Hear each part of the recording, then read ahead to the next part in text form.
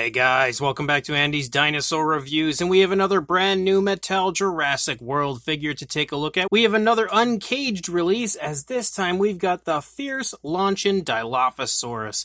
Now this one actually looks really cool, I've been collecting the Uncaged line for the most part. I think I actually have all of them so far, but I can honestly say, looking at this might be one of my favorites, because it is like a really nice sculpt, and of course the figure has kind of like baby-like proportions, looks super goofy, kind of childish, but it's got some really nicely detailed eyes, some pretty darn nice paintwork as well, so really impressed with the overall first, shot here of it, first few moments of me kind of taking this one in. As far as the packaging goes, you can see we've got the Uncaged logo, the Jurassic World logo, and you can also see a nice little, shot there kind of the habitat of the Dilophosaurus back there. Some images over here kind of giving us a sneak peek of the fact that it obviously shoots, I guess, poison venom missiles or something along those lines.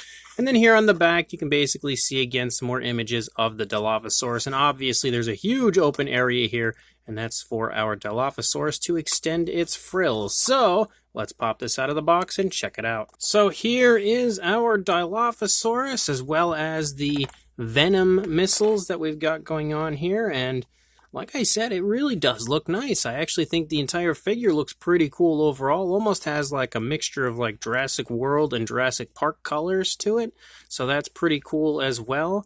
And just generally has some very nice fine detail to it as well. And I also like that you can almost see like the gloss coat here leading out along the lips of the Dilophosaurus, almost giving it the look of like saliva kind of running along the jawline, or maybe, little bits of venom, because we are, the Fierce Launchin Dilophosaurus. We are launching venom missiles, but it does look really nice, so let's jump to a closer look at it right now. So starting up here at the head sculpt of our Dilophosaurus, you can see we have a really nice greenish tone for the upper part of the head, a nice light tone here for the lower jaw, kind of like a nice off-white, and within the face of the Dilophosaurus, look at how nice the sculpt and detail is. It is extremely vibrant, extremely crisp, extremely impressive.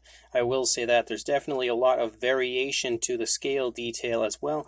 You can see the nostrils sculpted out nicely, the palate itself, and we do have some really cool kind of glass eyes for the Dilophosaurus, which you can see has some nice detail within them.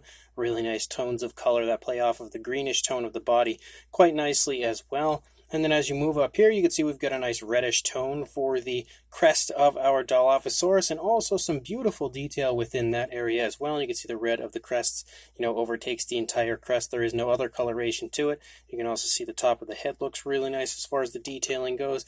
If we open the mouth, you can see we've got some nicely sculpted teeth, but of course they have kind of a big bulky look to them. But again, this is definitely a figure that is definitively created mostly for kids, so you're going to have to expect that kind of thing. But you also have a nice pinkish tone for the inside of the mouth, and a really nice sculpt there on the tongue, as well as the area where you kind of place the venom. I think that looks pretty cool. And then you can see that pinkish tone runs the entire, lower and upper side of the inside of the mouth, and also has a little bit of a glossy look to it, which also looks very nice. As you lead back here into the frill of the Dilophosaurus, you've got a nice mixture of greens, reds, and yellows. Again, giving it that really nice flashy coloration you would expect to see on a Dilophosaurus in the frill area, especially, as that's how it's always been when it comes to what Dilophosaurus looks like in Jurassic Park and Jurassic World. As we move down, you continue to see that lighter tone run down through the course of the throat into the underside. We continue to have the greenish tone for the majority of the body. You've got some nice muscle definition there in the arms. Nicely sculpted hands here. They do articulate, so you can move them up. You can move them up actually pretty high up there. No paint for the nails, unfortunately, but that's kind of to be expected. We do, however, have paintwork for the nails, which is nice outside of the dew claw. You can see the dew claw back there is unpainted, but the large nails here of the oversized feet are painted very nicely with a darker gray, and they also have a nice gloss coat to them. You can see that we've got some nice scoots running down the course of the toes. We do have articulation right there. As you can see, I can pull the leg out there, so you can articulate the legs a little bit. You can also articulate the legs forward and back. It's very, very jerky. You don't have a whole lot of mobility there, but it works pretty nicely. And you can also see some really nice skin texture here on the side of the foot as you lead up. You can see the calf muscle, the thigh muscle, and everything is really nicely defined as you move along. As you lead up here, you can see we have a nice little area of some brownish tones that kind of just splatter and splotch all over the top here of the Dilophosaurus as you move back, and also kind of stripes down here along the side.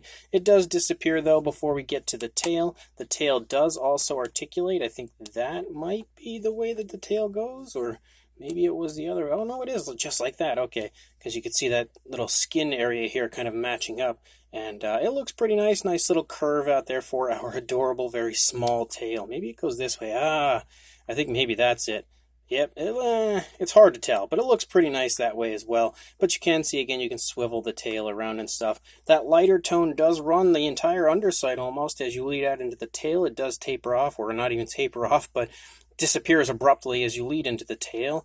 But again, you're not really going to see a whole lot of difference over here on this side for this type of figure. You can see the one leg here, the right leg, is leading, whereas the left leg is trailing. But that's really about it as far as difference goes.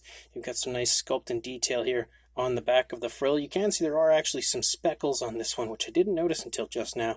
They're not super abundant, but I do notice a few out here leading into the tail as well. But it does look really cool. Definitely like the sculpt, like the coloration. So let's check out the action feature and sounds. So as far as our action feature goes, of course, we're going to have to open the mouth, and then we'll put these little venom missiles in correctly. There we go. It went in actually pretty easily. And then we're going to go ahead and press the button here on the back of the dinosaur, and I'd imagine we're going to shoot that missile. Okay, that was actually really awesome, and that came flying out of there. We've got another one here we'll do. You can very clearly see we've got some pretty cool sounds for the Dilophosaurus as well.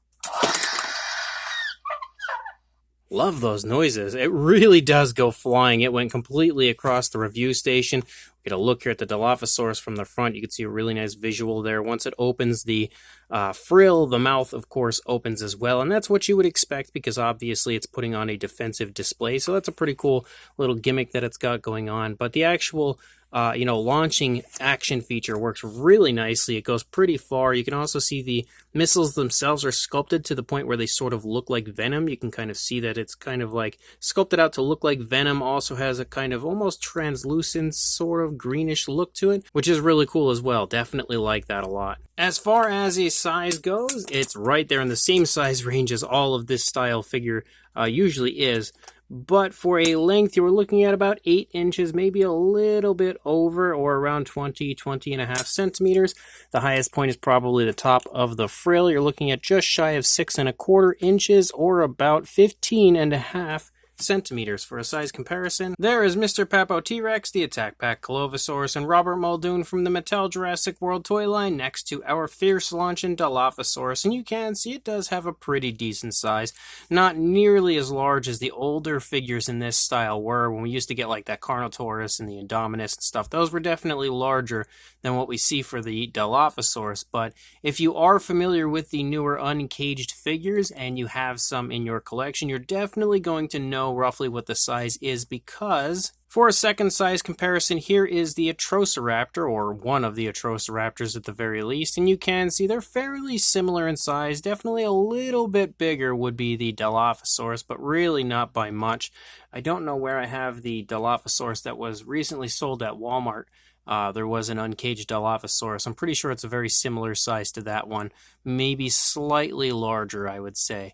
But you can obviously see here next to the Atrociraptor, these guys were pretty popular when they had released, so that should help to give you a pretty good idea roughly of the size of the Dilophosaurus. And I don't feel like we really need many comparisons, so for one final comparison, here is a Mattel Velociraptor next to the Dilophosaurus, just to iron out one final comparison. So this brand new Mattel Jurassic World Fierce Launchin Dilophosaurus is really quite cool, honestly. I would probably say it's my favorite of all of the uncaged figures, and I've actually liked a lot of them. I think they've all been pretty fun, and I enjoy the goofiness of them. I enjoy the kind of stylized appearance to them. I think they just generally look neat. They always look kind of like the dinosaur that you are seeing here, that it's meant to represent, which in this case would be the Dilophosaurus, but of course has exaggerated features and a very stylized look. And I think it looks really nice overall, and this Dilophosaurus definitely follows the same trend, maybe even a little better than a lot of the ones that have come before it. You can see the sculpt looks great.